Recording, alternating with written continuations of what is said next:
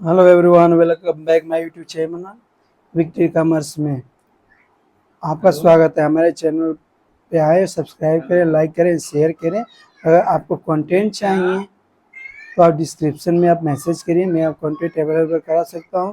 और आज हम लोग बात करेंगे, जैसे कि हिस्ट्री के टॉपिक हम लोग 7 टॉपिक कवर कर चुके थे सिलेबस के अनुसार। आज हम लोग पढ़ेंगे मौर्य समाज के बारे में। हम लोग कवर कर चुके हैं, आप देख सकते हैं। बौद्ध एवं जैन धर्म तक लेक्चर हो चुका है, आप लोग जाइए उसको देखिए। और जो आज का लेक्चर कंप्लीट करेंगे मौर्य साम्राज्य। ठीक है, मौर्य साम्राज्य कब से कब चला था? 322 ईस्वी पूर्व से लेकर 185 ईसा पूर्व तक ये चला था। सबसे पहले हम लोग देखते हैं परिचय। जैसा कि मौर्य साम्राज्य का संस्थापक कौन था? चंद्रगुप्त मौर्य था। तो मौर्य साम्राज्य के संस्थापक कौन थे? चंद्रगुप्त मौर्य थे। साम्राज्य कब से कब चला था? हमको पहले ही स्टडी 322 ईसा पूर्व से लेकर के 185 ईसा पूर्व तक चला था। अभी यह प्राचीन भारत का पहला विशाल साम्राज्य था। कैसा था? विशाल साम्राज्य। किसका? प्राचीन भारत का, जिसमें लगभग पूरा भारत एक राजनीतिक एकता में बांध दिया। मगध की राजधानी कहाँ पे थी? पाटलिपुत्र, जो वर्तमान में पटना। मौर्य शासकों ने एक सुदृढ़ प्रशासन, विकसित अर्थव्यवस्था, सुदृढ़ सेना और कल्याणकारी नीतियां अपनाई।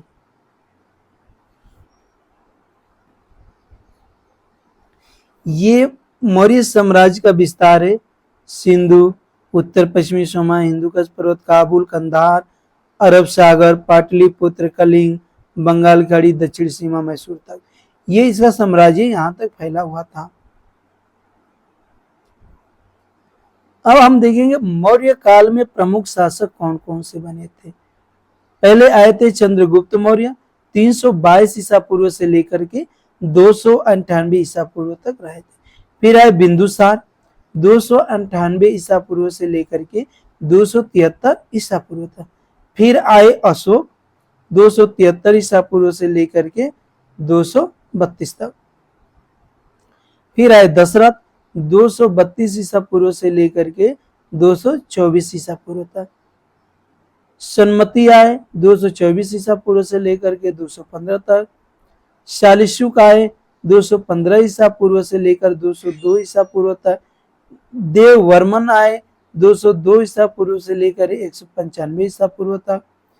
बुहद्रथ आए, 195 ईसा पूर्व से लेकर के 185 ईसा पूर्व तक। तो ये था मौर्य काल के प्रमुख शासक। चंद्रगुप्त मौर्य, बिंदुसार, अशोक, दशरथ, सनमति, शालिशुक, देववर्मन, बुहद्रथ। अब हम बात करेंगे चंद्रगुप्त मौर्य। चंद्रगुप्त मौर्य चाणक्य की सहायता से नंद वंश का अंत कर मगध की गद्दी पर बैठा। तो नंद वंश का अंत करने के बाद ही चंद्रगुप्त मौर्य गद्दी पर बैठे थे। किसकी मदद से? चाणक्य की मदद से। चाणक्य को ही कौटिल्य बोला गया। सेकेंड पॉइंट हम इसमें पढ़ सकते हैं, सेल्यूकस निकेटर, यानी जो यूनानी शासक को पराजित किए थे। कौन पराजित किया था? चंद्रगुप्त मौर्य ने। सेल्यूकस के साथ संधि हुई थी 305 ईसा पूर्व में। इस संधि के अंतर्गत उसे 500 हाथी मिले। फिर इन्होंने पाटलिपुत्र को राजधानी बनाया। फिर इन्होंने जैन धर्म को ग्रहण किया और जीवन के अंतिम समय में श्रवणबेलगोला यानी कर्नाटक में संन्यास ले लिया। यह था चंद्रगुप्त मौर्य के बारे में। अब हम देखते हैं एक झलक बिंदुसार के बारे में। बिंदुसार कौन था? चंद्रगुप्त का पुत्र और सम्राट बिंदुसार थे। उसे अमित्र घाट की उपाधि मिली थी। उसके शासनकाल में साम्राज्य और अधिक विस्तृत हुआ था। कहा जाता है कि उसने दक्षिण भारत के बड़े भाग को अपना साम्राज्य में मिला लिए थे। यूनानी दूत मेगास्थनीज के अनुसार बिंदुसार एक कुशल शासक थे। बिंदुसार के बाद आता है अशोक। बिंदुसार का पुत्र और मौर्य वंश का सबसे महान शासक थे। कौन? अशोक महान। कलिंग युद्ध जो 261 ईसा पूर्व में के, अशोक ने हिंसा त्याग कर बौद्ध धर्म अंगीकृत किया और धर्म का प्रचार किया।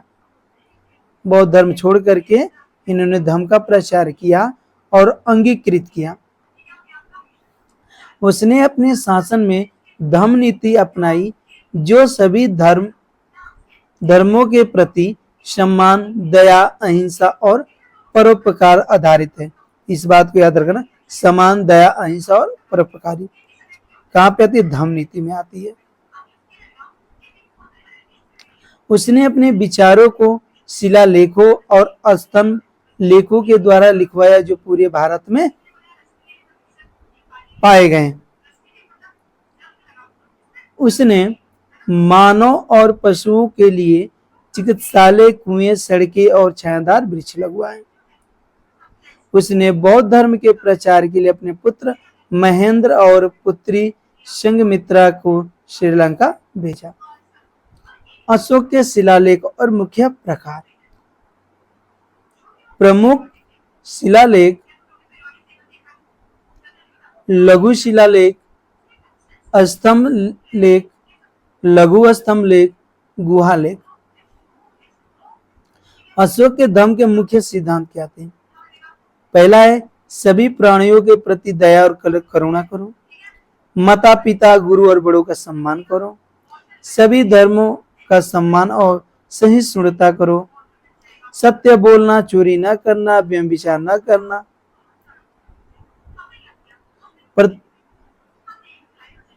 प्रेरणा की प्रतिज्ञा की उन्नति और कल्याण के लिए कार्य करना। प्रजा की उन्नति, ये है हमारा प्रजा की उन्नति और कल्याण के लिए कार्य। ये सारनाथ का सिंह स्तंभ है जो भारत का राष्ट्रीय प्रतीक है। मौर्य शासन। मौर्य शासन अत्यंत संगठित और केंद्रित था। राजा सर्वा था, परंतु मंत्री परिषद की सहायता से शासन करता था। कौटिल्य का ग्रंथ अर्थशास्त्र प्रशासन का महत्वपूर्ण स्रोत है। प्रांत प्रांतियों में विभाजित थे जिन्हें कुमार और आर्यपुत्र संभाले। कौन संभाले? कुमार और आर्यपुत्र। जिलों का प्रशासन राजुक नामक अधिकारी करते थे। ग्राम प्रशासन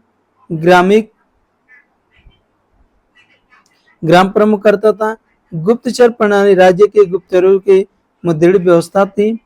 दंड व्यवस्था कठोर दंड दिए जाते थे जिससे व्यवस्था बनी रहती थी। मौर्य अर्थव्यवस्था।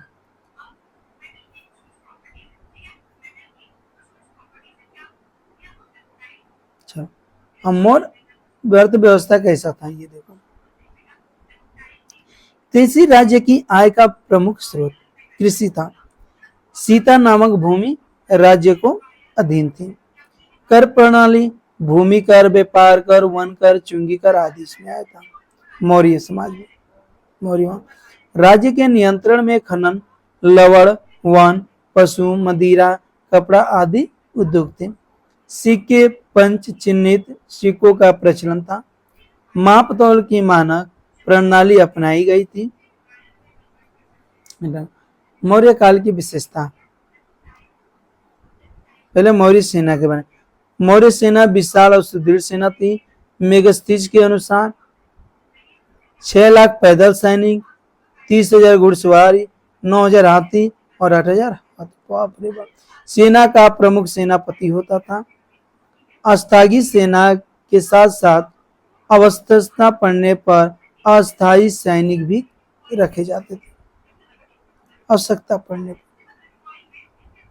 मौर्य काल की विशेषता, भारत का पहला विशाल साम्राज्य था, राजनीतिक एकता का स्थापना जो पहले पढ़ चुके हैं, सुदृढ़ प्रशासन और कानून व्यवस्था, अर्थव्यवस्था, व्यापार का विकास, बौद्ध धर्म और धर्म का प्रचार, कला और स्थापत्य का विकास, स्तूप, शिलालेख, स्तंभ, सांची का स्तूप।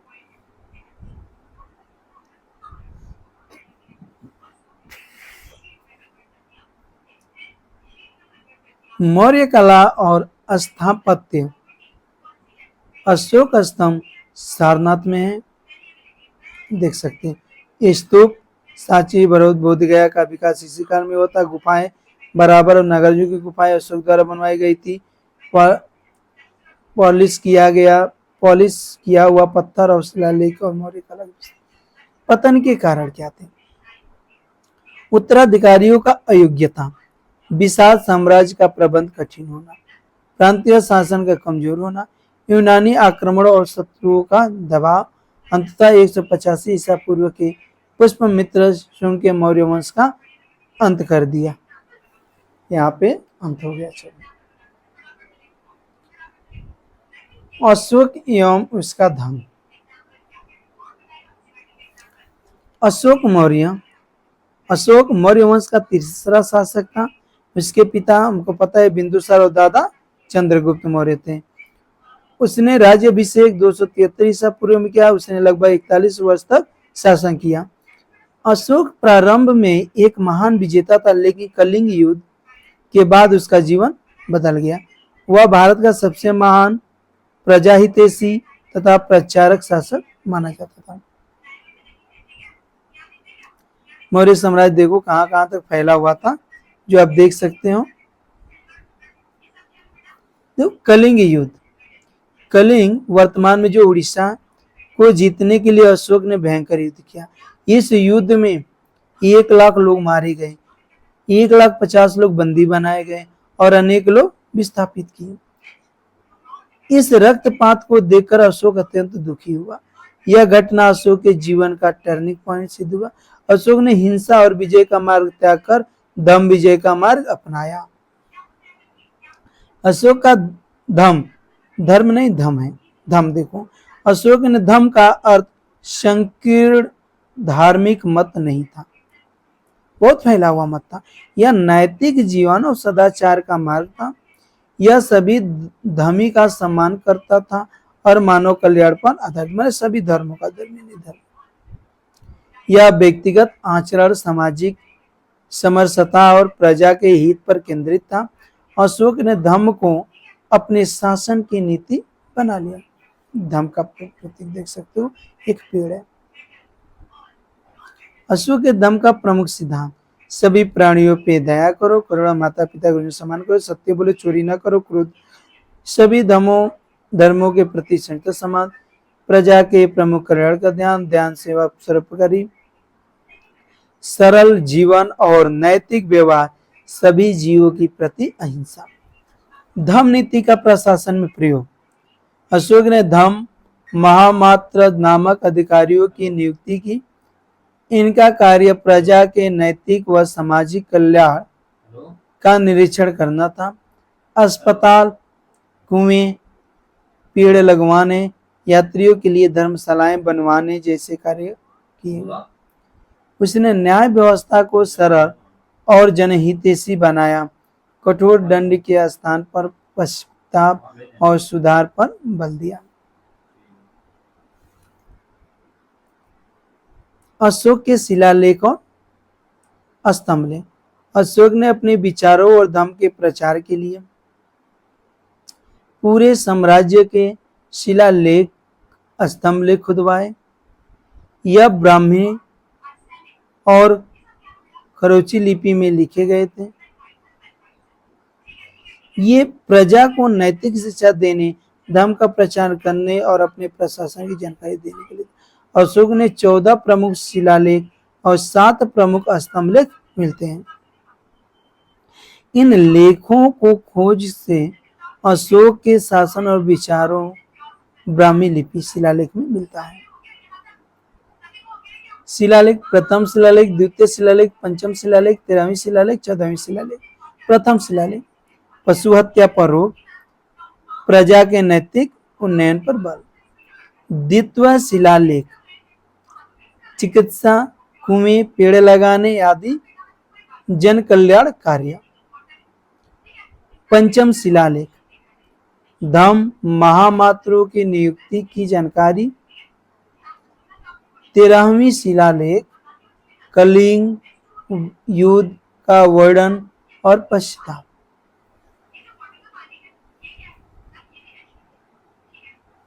14वां शिलालेख, विभिन्न धर्मों के प्रति सहिष्णुता और सम्मान का संदेश।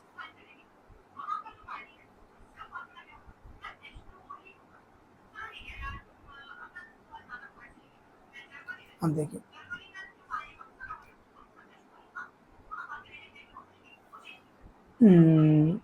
चलिए, हाँ तो हम लोग थे, तो यहाँ पे थे हम लोग, देख सकते हैं। हाँ, अशोक की विदेश नीति। अशोक ने अपने धर्म का प्रचार विदेश में भी करवाया। अशोक ने अपने पहले भी पढ़ चुके पुत्र महेंद्र और पुत्री संघमित्रा को श्रीलंका भी भेजा, देख सकते हो। अन्य देशों यूनान में सीरिया, मैसेडोनिया आदि के धर्मदूत भेजे गए। इससे भारत की संस्कृति और नैतिक विचारों का विश्व में प्रचार हुआ। अशोक के लोक कल्याणकारी कार्य, सड़कों के किनारे पेड़ लगवाए, कुएं, तालाबों और विहारों का निर्माण करवाया, मनुष्य और पशुओं के लिए अस्पताल बनवाए, यात्रियों के लिए आधुनिक शिलाएं बनवाए, कृषि और व्यापार को प्रोत्साहन किया। अशोक के मृत्यु और साम्राज्य का पतन। अशोक की मृत्यु लगभग 232 ईसा पूर्व में हुई। उसके बाद मौर्य साम्राज्य धीरे धीरे कमजोर होने लगा। अशोक के उत्तराधिकारी कमजोर थे और प्रजा में पहले जैसा उत्साह नहीं रहा। अंततः मौर्य साम्राज्य का पतन हो गया। अब सीटेट में महत्वपूर्ण क्वेश्चन कहाँ से? अशोक का जीवन परिवर्तन, विजेता से धर्म प्रचार, अहिंसा, करुणा, नैतिकता और सहिष्णुता का संदेश, शिलालेखों के माध्यम जन कल्याणकारी शासन, धर्म नीति और आधुनिक मूल्यों से संबंधित। अशोक एक महान, दयालु, प्रजाहितैषी शासक था। कलिंग युद्ध के बाद उसने हिंसा का त्याग कर धर्म विजय का मार्ग अपनाया। उसने धर्म के सिद्धांत आज भी मानव समाज के लिए प्रेरणादायक हैं। नेक्स्ट है हमारा गुप्त काल।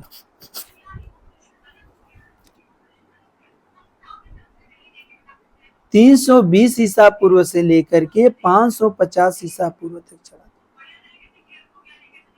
गुप्त काल को भारत का स्वर्ण युग कहा जाता है।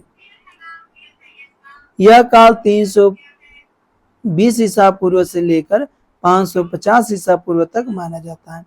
गुप्त राजाओं ने एक सुसंगठित और सशक्त साम्राज्य की स्थापना की थी। गुप्त राजाओं ने इस काल को भारत में शांति, समृद्धि, कला, साहित्य, विज्ञान, धर्म और शिक्षा का अभूतपूर्व विकास हुआ। उसने के आक्रमणों के कारण गुप्त साम्राज्य का पतन हुआ। ये देखेंगे अभी। गुप्त शासक वैष्णव धर्म के अनुयायी थे, परंतु उन्होंने सभी धर्मों का संरक्षण किया। अब गुप्त साम्राज्य देख सकते हो कहाँ कहाँ फैला हुआ था। गुप्त साम्राज्य मथुरा, पाटलिपुत्र, उज्जैन और कांतिपुरम। गुप्त वंश के प्रमुख शासक चंद्रगुप्त प्रथम, समुद्रगुप्त, चंद्रगुप्त द्वितीय, विक्रमादित्य जिसको बोला गया, कुमारगुप्त और स्कंदगुप्त। जो ये चंद्रगुप्त, इनकी विशेषता क्या थी? गुप्त वंश के संस्थापक थे। लिच्छवी कुमारी और कुमार देवी से विवाह किया। समुद्रगुप्त प्रयाग प्रसिद्ध रचनाकर्ता हरिशेन थे। दक्षिण पथ और आर्यवर्त के विजेता थे। चंद्रगुप्त द्वितीय शंख कुषाणों को पराजित किया। उज्जैन को अपनी दूसरी राजधानी बनवाया। कुमारगुप्त महेंद्रादित्य की उपाधि और राज्य का विस्तार। स्कंदगुप्त हूणों को पराजित किया। गुप्त साम्राज्य का अंतिम महान शासक स्कंदगुप्त थे। ठीक है, हूणों को। गुप्त प्रशासन। राजा कौन था? राज्य का सर्वोच्च शासक हुआ कर सभी शक्तियों पर केंद्रित था। मंत्री परिषद राज्य के कार्यों को राजा की सहायता करती थी। अमात्य उच्च अधिकारी विभिन्न विभागों के प्रमुख। प्रांतीय शासन देश के भुक्ति में बांटा गया था, मतलब प्रांतों में। जिला प्रशासन जिले के विषय को कहा जाता है जिसका प्रमुख विषय पतित होता था। ग्राम प्रशासन न्याय प्रशासन और राज्य प्रशासन। ग्राम प्रशासन ग्राम का प्रमुख ग्रामिक या प्रधान होता था। न्याय व्यवस्था धर्मशास्त्रों के आधार पर न्याय दिया जाता था। राजस्व व्यवस्था भूमि का प्रमुख राजस्व स्रोत था। समुद्रगुप्त का स्वर्ण मुद्रा। गुप्त काल की विशेषता। यह काल शांति, समृद्धि और संस्कृति की उन्नति का युग है, क्योंकि स्वर्ण युग तो इसी को बोलते हैं। केंद्रित एवं सशक्त शासन व्यवस्था थी।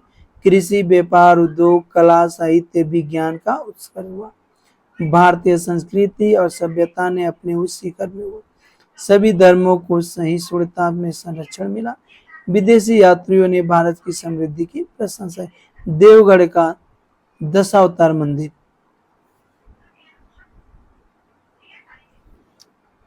आर्थिक स्थिति। कृषि प्रमुख व्यवसाय थी। प्रमुख फसलें गेहूं, चावल, जौ, तिलहन, गन्ना, कपास। सिंचाई के साधन कुएं, नहर, तालाब का प्रयोग किया जाता है।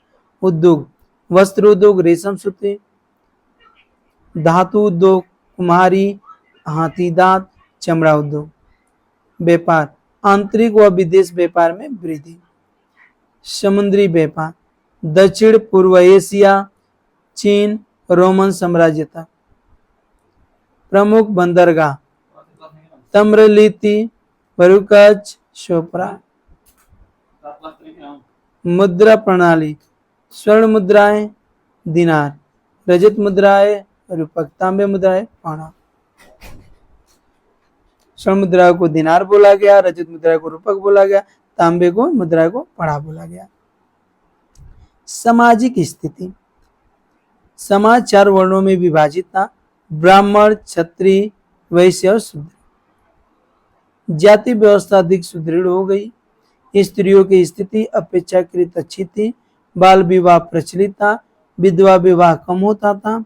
शिक्षा का अधिकार मुख्यतः उच्च वर्ग तक सीमित था। धर्म और संस्कृति। गुप्त शासक वैष्णव धर्म के अनुयायी थे, लेकिन उन्होंने बौद्ध धर्म, जैन धर्म और अन्य धर्मों को भी संरक्षण दिया। सहिष्णुता की नीति अपनाई। पुराणों की रचना और संकल्प हुआ। संस्कृत भाषा को राजभाषा का दर्जा मिला। हिंदू धर्म का पुनरुत्थान हुआ।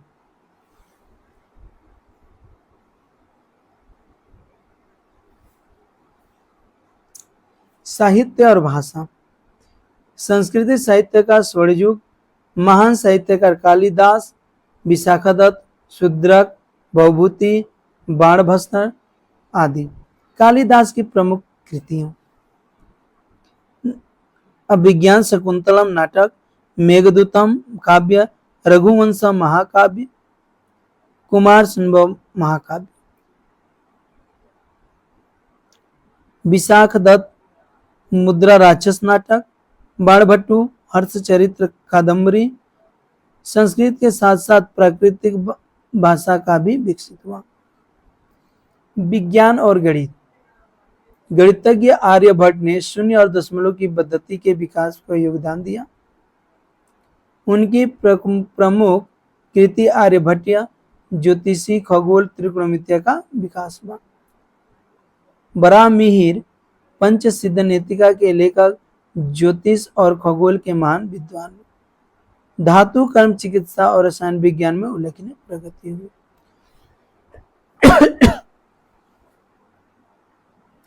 कला और वास्तुकला। मंदिर निर्माण शैली का विकास।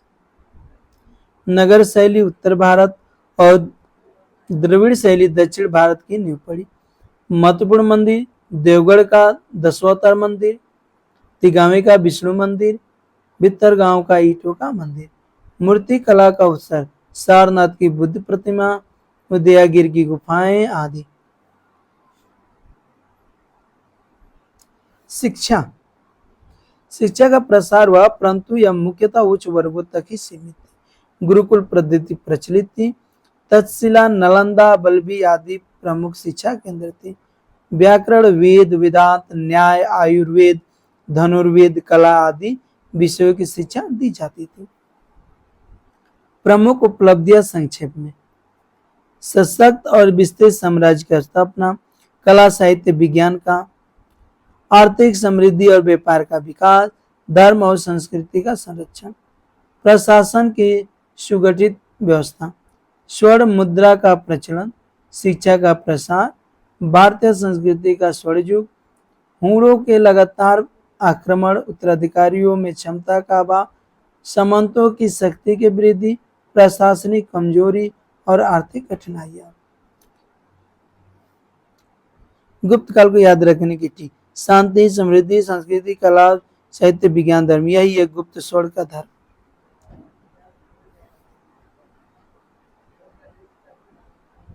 चलिए, ये हिस्ट्री का अब तक का लास्ट टॉपिक है। क्लास 6 के लिए पार्ट 1 लेक्चर हमारा है, पार्ट 2 है, सॉरी पार्ट 2 है। आप देखिए और अच्छा लगे तो हमारे चैनल को सब्सक्राइब, लाइक और शेयर करिए।